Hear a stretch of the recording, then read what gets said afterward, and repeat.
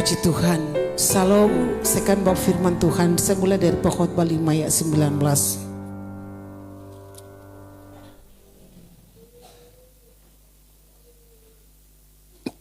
Pengkhotbah 5 ayat 19. Kita baca sama-sama. Turunkan ayat 19, ayat 20 kalau di sana ya.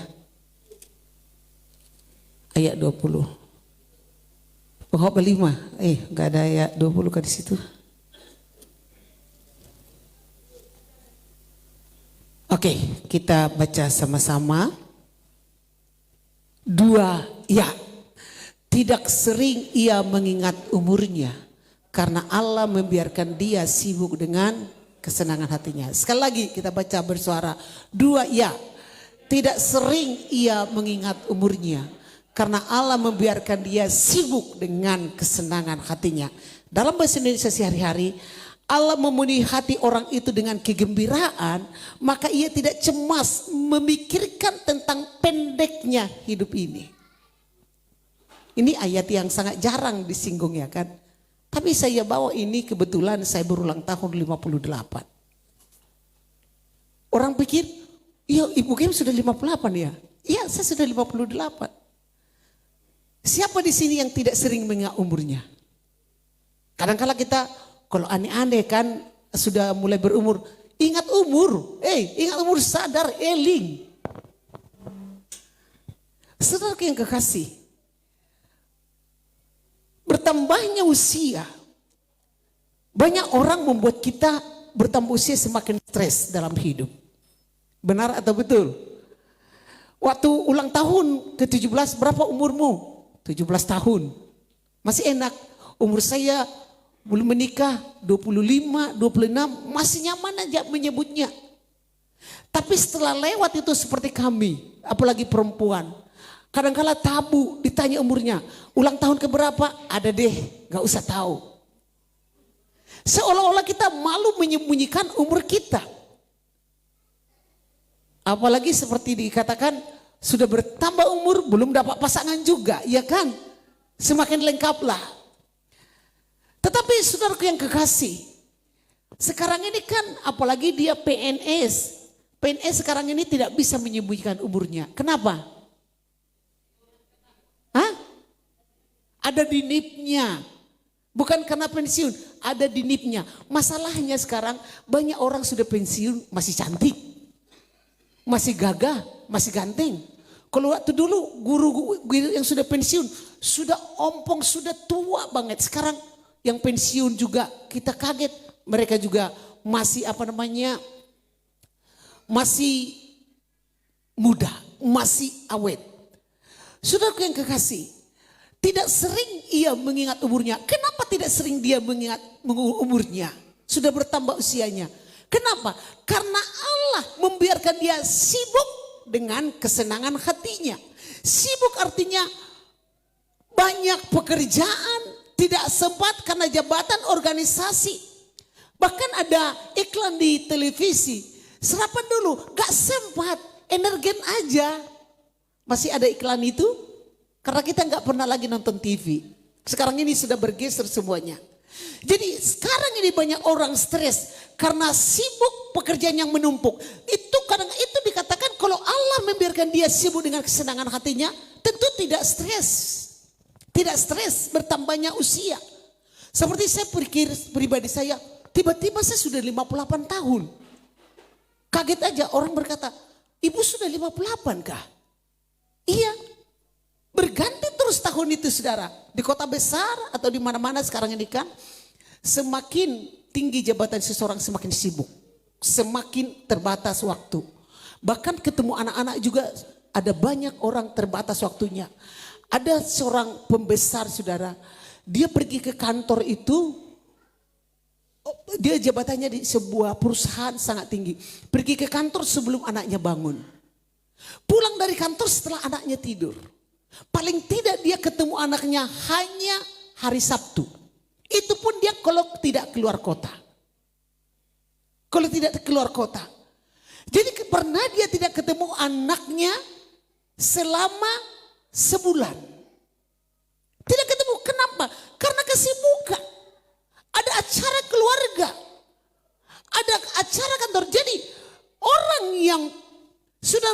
tidak ada lagi waktu untuk keluarga, tidak ada lagi waktu untuk beribadah di rumah. Pastinya dia juga jarang ketemu dengan Tuhan di ibadah. Amin saudara. Nggak ada lagi waktu. Lalu hari Minggu itulah mereka habiskan untuk beribadah.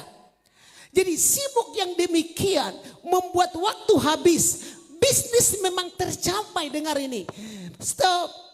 Pencapaian itu ada. Semakin meningkat dalam karir. Tetapi orang seperti ini hidupnya pasti tertekan. Jadi banyak orang sibuk sehingga stres dalam hidup. Sibuk kesana kemari. Karena sekarang saya lihat bukan cuma orang tua yang sibuk. Anak-anak aja sudah sibuk. Kamu gak sekolah kah? Coba kita pergi sama-sama, coba tanya anak-anak sekarang. Ayo kita sama-sama jalan, makan sama-sama yuk. Gak sempat mak, aku sibuk kata anak-anak. Sampai anak-anak pun tidak bisa lagi kita ajak jalan-jalan karena mereka sibuk. Sampai nanti kita makan di rumah makan, lihat semua pegang HP masing-masing. Semua sibuk, tidak ada lagi waktu untuk keluarga. Jangan bapak marah anak-anaknya. Kalau anak-anak suka buka YouTube, sementara bapaknya juga alahan dari situ. Jadi kalau di rumah makan, coba kita sepakat aja, gak usah dulu buka handphone. Karena kesibukan sekarang ini sudah membuat komunikasi dalam keluarga berkurang. Padahal salah satu kunci kebahagiaan dalam rumah tangga, komunikasi yang jalan. Amin saudara. Amin saudara. Sekarang banyak orang tua tidak pernah lagi sempat berkomunikasi dengan anaknya. Padahal dalam firman Tuhan, anak-anakmu seperti tunas pohon zaitun sekeliling mejamu. Coba buka dulu Mazmur 128. Mazmur 128.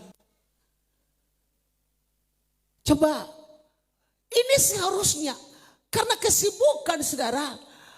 Ini nyanyian ziarah, berbagailah setiap orang yang takut akan Tuhan, yang hidup menurut jalan yang ditunjukkannya. Ayat 2. Ayat 2. Apabila engkau memakan jerih payah tanganmu, berbahagialah engkau dan baiklah keadaanmu. Ayat 3. Istrimu akan menjadi pohon seperti pohon anggur yang subur dalam rumahmu. Istri artinya kenapa seperti pohon anggur yang subur? Kenapa tidak seperti pohon ara? Karena dengar istri-istri. Istri itu adalah lambang kegairahan. Anggur itu kegairahan.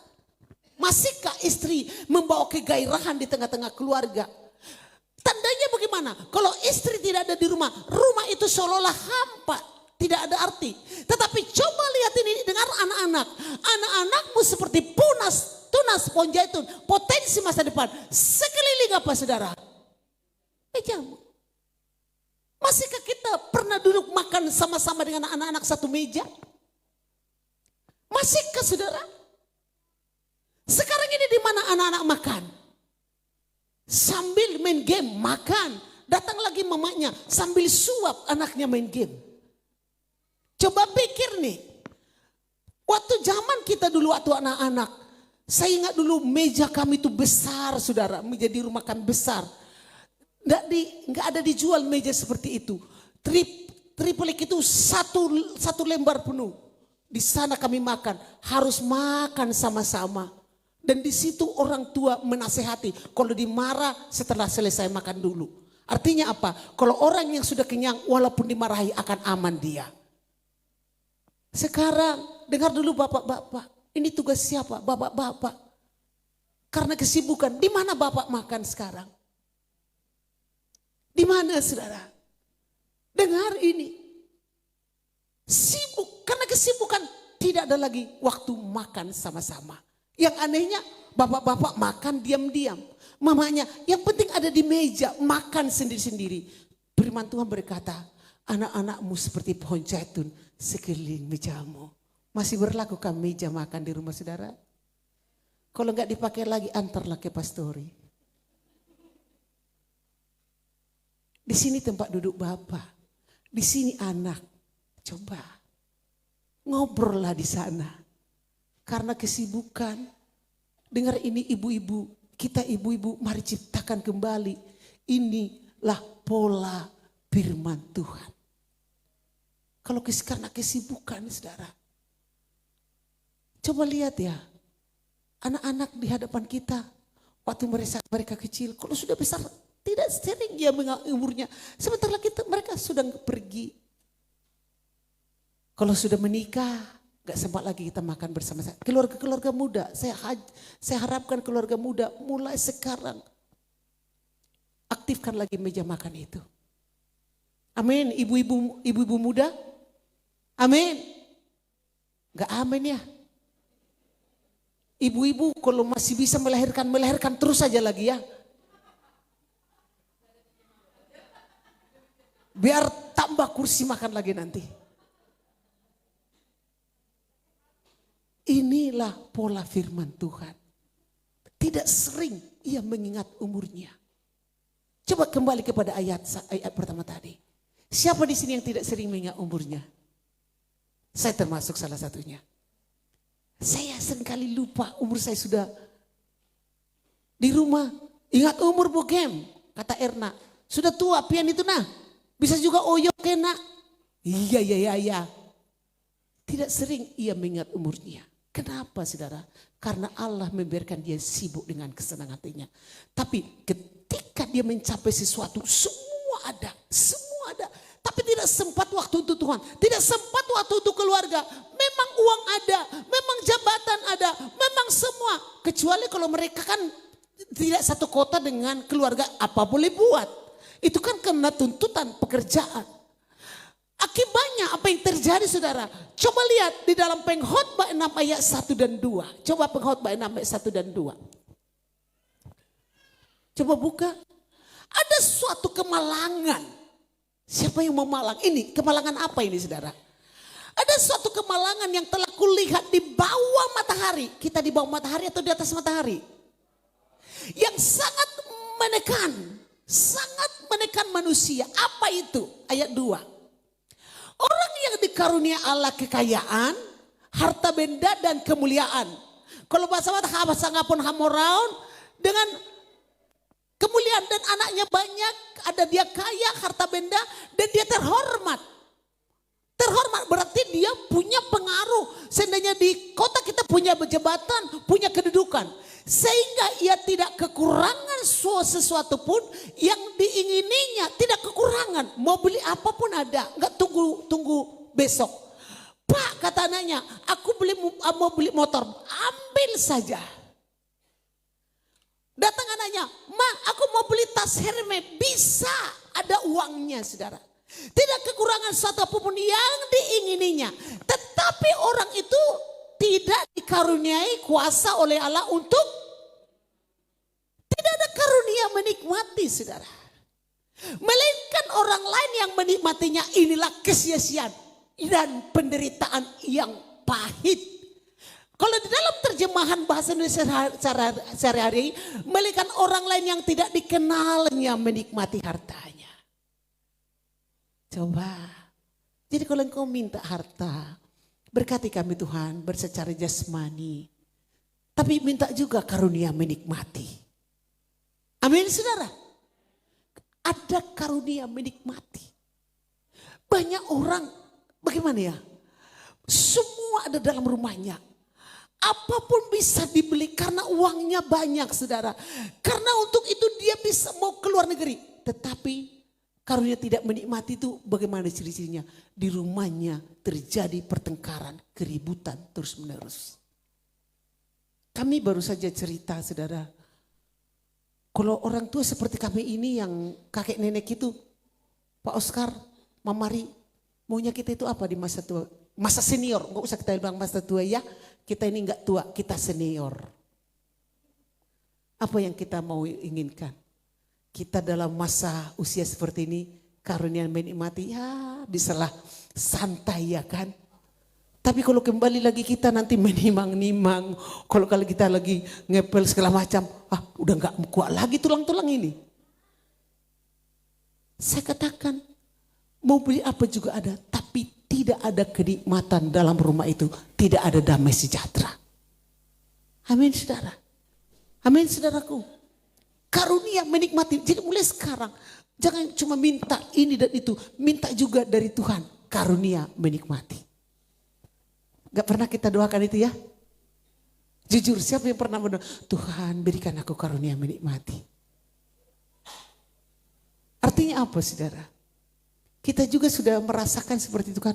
Kita punya uang, mau makan sate babi ke, mau makan sate apa namanya, kambing. Ada uang loh, mau makan durian. Tapi karena asam urat, selamat tinggal lah ini. Mau makan kue yang enak. Tapi karena sudah terganggu, walaupun bisa kita makan, kita harus membatasi diri. Amin saudara. Amin saudaraku. Walaupun kita bisa membeli obat, suplemen yang mahal. Tapi uang itu tidak bisa membeli kesehatan. Benar saudara? Benar saudaraku? Walaupun kita bisa membeli apa saja pun, tapi tidak bisa membeli kebahagiaan. Makanya minta karunia menikmati. Apalagi banyak orang pelit, jangankan untuk orang bisa berbagi, untuk dirinya saja pelit, apalagi untuk orang lain. Kalau saya pribadi, kalau untuk diri ini, bagaimana caranya kita mensyukuri hidup ini? Perlulah kita ekspresikan kebaikan Tuhan itu lewat hidup kita untuk menjadi berkat bagi orang lain. Amin. Tuhan tidak pernah memberkati kita hanya untuk diri sendiri. Garis bawahi itu di hati kita. Garis bawah itu Tuhan tidak pernah mau memberkati kita. Tuhan mau kita seperti pohon zaitun. Kenapa dikatakan seperti pohon zaitun? Pohon zaitun itu semua berguna. Daunnya berguna, akarnya berguna, batangnya berguna. Buahnya ketika digiling menjadi minyak di bait Allah. Pohon zaitun yang menghijau. Jadi saudaraku yang kekasih, selagi bisa. Ada banyak yang protes dengan saya gara-gara Bu Gembala sibuk. Itulah memang persis khotbah saat ini. Gereja kita tidak pernah lagi rekreasi. Nanti kita kayak Pantai Asmara lah. Pantai apa lagi? Batakan Baru. Rinci aja lah. Laporkan dengan Pak Asen berapa bis. Kita pokoknya dalam waktu dekat setelah selesai pesta ini. Menebus, masa kita tidak pernah rekreasi? Kemana? Retreat namanya, retreat. Saudaraku yang kekasih, bertambahnya usia. Sebentar aja, 1 tahun. Sekarang kita sudah mau bentuk panitia Natal lagi kan? Sudah bentuk panitia Natal. Jadi saudara, isilah hari-hari kita ini dengan menikmati karunia Tuhan. Amin saudara. Bagaimana orang yang menikmati karunia Tuhan? Pertama, keluarga itu adalah keluarga yang selalu bersyukur kepada Tuhan. Orang yang mempunyai karunia menikmati, dia akan selalu mengutamakan Tuhan dalam kehidupannya. Dan dia akan benar-benar mengasihi Tuhan dengan segenap hatinya, saudaraku yang kasih. Saudaraku yang kasih, bagaimana sesibuk apapun kita dalam pekerjaan, kalau kita bekerja dengan senang, menyenangi pekerjaan itu, pasti maksimal di tangan Tuhan. Saya boleh cerita sama kita semua? Kenapa saya kadang-kala 1 malam hanya 2 jam tidur. Selama musda kemarin, di malam pertama itu hanya 2 jam tidur. Kami sudah ada yang membukakan hotel di Bahalap, ada hamba Tuhan, aku yang bayar bugem, kalian di sana. Kami tidak sempat ke sana. Malam kedua itu cuma 1 jam saya tidur. Gak bisa tidur. Kenapa? Karena begitu banyak orang datang, kami rapat sampai jam 2 malam. Lalu setelah selesai semua, saya tidak di rumah lagi. Pergilah kami ke hotel, ke penginapan supaya jangan banyak orang datang, saudara. Tapi yang puji Tuhannya saya tetap sehat. Amin saudara.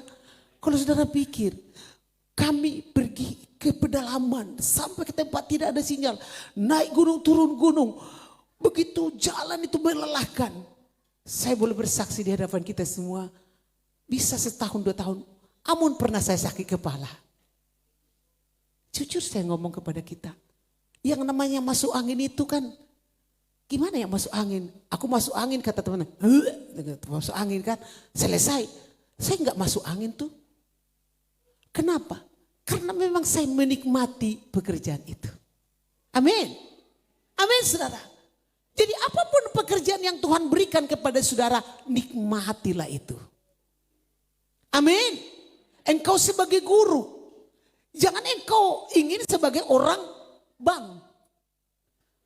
Lebih enak di bank seperti si Flo, kata Pak Grace. Coba tukar nasib. Nikmatilah pekerjaannya. Mama Iskia sebagai guru, berapa tahun lagi Mama Iskia pensiun? 2 tahun. Coba dari belakang kamu masih seperti anak SMA. Karena dinikmati pekerjaannya. Nikmatilah pekerjaan kita, apa yang Tuhan berikan pada kita. Amin saudara. Syukuri. Syukuri karena dimanapun kita bekerja, di situ Tuhan pasti memberkati kita. Cintai tugas Anda, pasti maksimal. Saya mencintai tugas saya sebagai gembala sidang, sebagai pemberita Injil. Saya mencintai tugas saya, walaupun sekarang mereka katakan saya mamanya GPDI. Tempat pengaduan. Saya nikmati itu semua saudara. Kalau kita sebagai ibu rumah tangga, nikmati tugasmu sebagai ibu rumah tangga. Walaupun tidak dapat gaji bulanan. Amin saudara. Amin ibu-ibu. Jangan suka membanding-bandingkan kita dengan orang. Jangan lihat rumput tetangga lebih hijau dari rumput kita. Syukuri. Syukuri. Siapapun dia, istrinya, suaminya, anak-anaknya. Apalagi orang-orang tua. Jangan kita suka membanding-bandingkan anak kita dengan anak orang lain. Itu sangat melukai hati anak-anak. Jadi saudaraku, siarannya supaya kita sibuk. Karena Tuhan memberikan pekerjaan.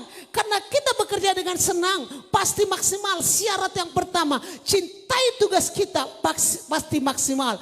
Kedua saudara, bagaimana caranya supaya tidak terasa atau tidak stres? Saudara, saya katakan tadi, jangan lakukan hal-hal yang terlalu banyak. Fokuslah di salah satu di mana kita bisa berkembang di dalamnya. Amin saudaraku. Ada kalanya bekerja di sini, kerja di sini, ambil sini. Gak bisa juga saudara. Dan kunci keberhasilan dikatakan dalam, saya baca dalam Amsal 22 ayat 29. Ini menjadi ayat emas kita. Amsal 22 ayat 29. Pernahkah engkau melihat orang cakap dalam pekerjaannya? Di hadapan raja-raja ia berdiri, bukan di hadapan orang-orang hina. Dengar, dari mana Tuhan angkat? Ada lagu berkata begini. Ingatkanlah aku akan tunjukkan dari mana kau angkat hidupku. Saudara, di mana apapun yang kita lakukan, cakap bertanggung jawab. Engkau kantoran, engkau kerja di perusahaan. Kerja di perusahaan. Orang yang kerja di perusahaan, dia cakap bekerja di perusahaan itu. Dan dia juga mendoakan perusahaan itu. Walaupun ada resign besar-besaran di sana. Ingat, terakhir kita, kalau kita harus di resign, kita pilihan terakhir untuk di resign. Kalau kita cakap dalam pekerjaan, amin saudara. Amin. Tidak memandang, gak mungkin ada karir di situ. Itu bagi Tuhan tidak ada yang mustahil. Pernahkah engkau melihat orang yang cakap dalam pekerjaannya? Ini kuncinya, cakap dalam pekerjaan, bertanggung jawab, mahir. Di hadapan raja-raja ia berdiri, bukan di hadapan orang-orang hina. Dan salah satu lagi caranya, Matius 6 ayat 33. Supaya Tuhan memberikan kita pekerjaan yang kita senangi saudara. Tidak sering ia mengingat umurnya. Matius 6 ayat 33. Ayat 33.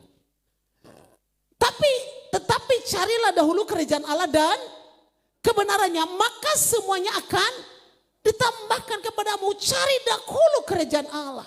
Kerajaan Allah itu bukan cuma ibadah tiap hari, doa terus bukan. Dalam Roma dikatakan kerajaan Allah adalah bekerja dengan benar, sukacita dan dalam kuasa Roh Kudus. Hidupnya diberkati oleh Tuhan. Jadi saya boleh salah satu contoh dalam Alkitab. Orang yang mendahulukan Tuhan tetap kuat. Walaupun usianya 85 tahun. Tetapi kekuatannya sama seperti 40 tahun. Siapa di sini orang yang 45 tahun? 40 tahun umurnya. Coba dulu. Siapa ya? Yang 70 tahun siapa di sini? Ada nenek? Belum. Nenek Osa berapa? 72. Tapi belum ada yang 85 ya kan? 72. Yang 40 tahun siapa tadi di sini 40 tahun? Takut-takut memberitahukan berapa umurnya ya?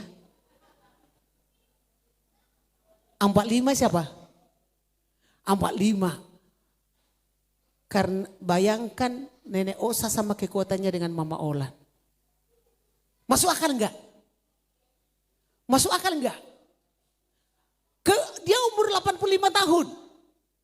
Tapi kekuatannya seperti 40 tahun. Siapa dia? Yosua 14. Coba Yosua 14. Yosua 14 ayat 10. Coba lihat saudara. Bagian yang terakhir. Yosua 14 ayat yang 10. Dikatakan seperti ini. Jadi sekarang saya baca dari ayat 6. Bani Yehuda datang menghadap Yosua di Gilgal. Pada waktu itu berkatalah Kaleb bin Yefune, orang Kenas itu kepadanya, engkau tahu firman yang diucapkan Tuhan kepada Musa abdi Allah itu tentang aku dan tentang engkau di Kades Barnea. Aku berumur 40 tahun, dengar, ketika aku disuruh Musa hamba Tuhan itu dari Kades Barnea untuk mengintai negeri ini, dan aku pulang membawa kabar kepadanya dan yang sejujur-jujurnya. Sedang saudara-saudaraku yang bersama-sama pergi ke sana dengan aku membuat tawar hati bangsa itu, dan aku tetap mengikut Tuhan Allahku dengan sepenuh hati. Pada waktu itu Musa bersumpah katanya, sesungguhnya tanah yang diinjak oleh kakimu akan menjadi milik pusakamu dan anak-anakmu sampai selama-lamanya, sebab engkau mengikuti Tuhan Allahmu dengan sepenuh hati. Jadi sekarang sesungguhnya Tuhan telah memelihara hidupku yang telah dijanjikannya. Kini 45 tahun, 40 tambah 45 tahun berapa? 85. 45 tahun lamanya sejak diucapkan Tuhan firman itu kepada Musa. Dan selama itu orang Israel mengembara di padang gurun. Jadi sekarang telah berumur 85 tahun aku hari ini. 85. Apa yang terjadi ayat 11? Pada waktu itu aku masih sama kuat seperti waktu aku disuruh Musa. Seperti kekuatanku pada waktu itu, demikianlah kekuatanku sekarang untuk berperang dan untuk keluar masuk. Oleh sebab itu berikanlah kepadaku pegunungan yang dijanjikan Tuhan pada waktu itu. Sebab engkau sendiri mendengar pada waktu itu bahwa di sana ada orang enak, kota-kota besar yang berkubu. Mungkin Tuhan menyertai aku sehingga aku menghalau mereka seperti yang difirmankan Tuhan. Kaleb bin Yefune, hanya 2 yang masuk, Yosua dan Kaleb, ke tanah Kanaan. Waktu itu dia ulang tahunnya ke 85 tahun. Tapi dia masih meminta pegunungan saudara untuk dikerjakan. Ayat 12 dikatakan, oleh sebab itu berikanlah kepadaku pegunungan yang dijanjikan Tuhan. Sekarang apa? Ayo kita berikan suara yang muda-muda aja. Sementara yang muda aku haur. Ribut bugem ai. Sekarang kenapa tidak ada datang doa, Ibu? Sudah tua kami. Ini 85 tahun masih meminta pegunungan. Amin. Orang yang sudah pensiun jangan takut meminta pegunungan ya. Minta pegunungan. Kalau Kaleb disertai Tuhan 85 tahun sama kekuatannya sampai sama dengan 40 tahun. Kenapa? Dikatakan firman Tuhan tadi. Karena dia mengikut Tuhan sepenuh hati. Amin saudara. Tidak dikatakan kenapa Kaleb kuat kekuatannya 85 tahun sama dengan 40 tahun. Tidak dikatakan karena Kaleb jogging tiap pagi. Karena Kaleb minum suplemen tiap hari. Karena Kaleb tidak makan minyak-minyak. Tidak ada. Yang dikatakan Kaleb mengikut Tuhan sepenuh hati. Amin. Coba di mana itu dikatakan? Dalam ayat yang ke-8. Sedang saudara-saudaraku yang bersama ke sana dengan aku membuat tawar hati bangsa ini. Tetapi aku tetap mengikut Tuhan Allahku dengan sepenuh hati. Lalu di bagian ayat 9. Sebab engkau tetap mengikuti Tuhan Allahmu dengan sepenuh hati. Diulang 2 kali. Jadi mengikut Tuhan dengan sepenuh hati adalah sumber kekuatan. Amin saudara. Siapa yang tidak tahu seperti Kaleb? Ada sekarang terapi memperbaiki sel-sel dibungkus badan. Ada lagi sekarang terapi makan embrio supaya sel-sel tubuhnya mudah kembali. Tetapi itu tidak jaminan, saudara. Kaleb bukan karena olahraga, walaupun olahraga itu penting. Kaleb bukan karena operasi plastik. Kaleb bukan karena minum suplemen. Kaleb bukan karena yang lain-lain. Karena dia mengikut Tuhan sepenuh hati. Kedua, kenapa dia bisa seperti itu? Dia melihat tantangan itu, masalah itu menjadi tantangan. Orang lain 10 pengintai, 12 pengintai. Hanya 2 membawa kabar baik, orang lain membawa kabar celaka. Jadi orang yang kuat hidupnya yang senantiasa membawa kabar baik dari mulutnya. Amin saudara. Amin. Amin saudaraku. Jadi usahakan kemana kita pergi bawalah kabar baik. Amin. Orang lain kita seperti belalang. Kita akan ditelan mereka habis. Tapi Kaleb berkata jangan takut. Yang melindungi mereka telah meninggalkan mereka. Kita akan memakan mereka. Kata Kaleb dan Yosua. Mereka lah yang masuk ke tanah Kanaan. Saudara, tidak sering ia mengingat umurnya. Coba kembali ke ayat awal tadi. Kita baca dulu sama-sama ya. Supaya kita kuat, amin. Sehat, amin saudara. Jangan takut tua itu cuma angka. Umur bukan musuh bagi kita. Amin saudaraku. Jangan takut pensiun. Kenapa takut pensiun? Karena tidak mempersiapkan diri. Firman Tuhan berkata, pada waktu tua pun dia kata pemazmur, tetap gemuk dan segar, artinya tetap berpotensi. Jangan takut saudara. Asalkan kita mengikut Tuhanlah dengan sepenuh hati. Ya masalahnya jangan setengah-setengah. Jangan setengah-setengah. Ada tantangan sedikit mundur dari Tuhan. Tersinggung sedikit mundur dari Tuhan. Sepenuh hati mengikut Tuhan itu dikatakan sama seperti Kaleb. Masa tuanya aja masih meminta pegunungan. Bagaimana dengan gereja kita? Saya minta pelayanan dulu Bu Gem. Saya bisa inikah Bu Gem? Silahkan saudara. Coba masih usia kita masih ada kesempatan ini. Kita baca dulu sama-sama ayat ini. 2 ya. Tidak, semua 2 ya. Tidak sering ia mengingat umurnya. Karena Allah membiarkan dia sibuk dengan kesenangan hatinya. Tidak ada yang tertekan di sini, amin. Amin saudara. Tidak ada yang stres di sini, amin. Amin. Ada stres karena pekerjaan, kembali kepada firman Tuhan. Tidak sering ia mengingat umurnya. Karena Allah memberikan dia sibuk dengan kesenangan hatinya. Itulah firman Tuhan yang bisa kami sampaikan pada saat ini. Singer tampil ke depan. Haleluya.